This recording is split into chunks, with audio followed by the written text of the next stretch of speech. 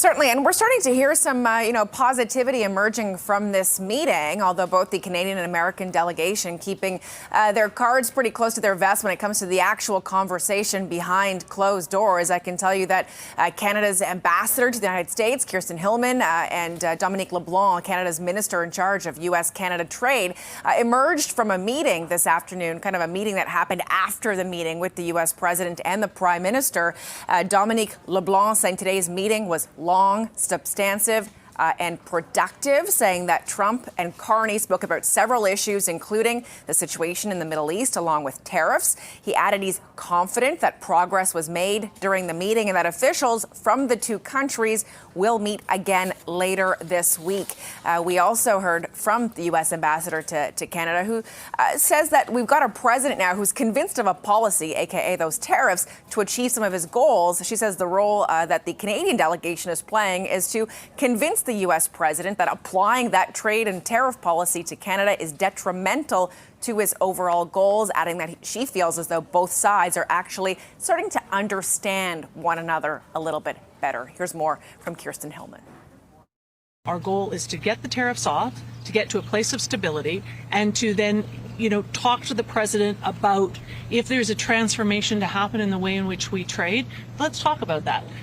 We have had a lot of, especially recently, I think, productive conversations where we are understanding each other better, or we feel they're understanding us better.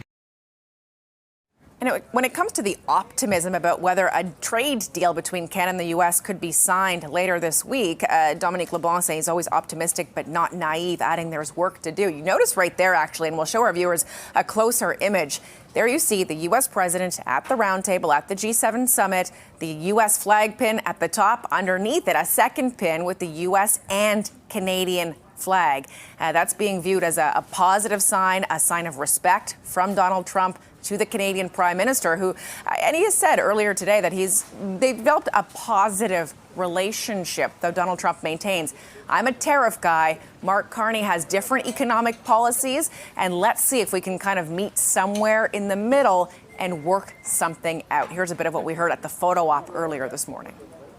G7 is nothing without U.S. leadership, and your personal leadership of the United States, many issues, geopolitics, economic, technology, and working hand in hand with the United States. We've developed a very good relationship, and we're going to be talking about trade and many other things. Do you think a deal is achievable within days, within weeks? Is there that kind of runway?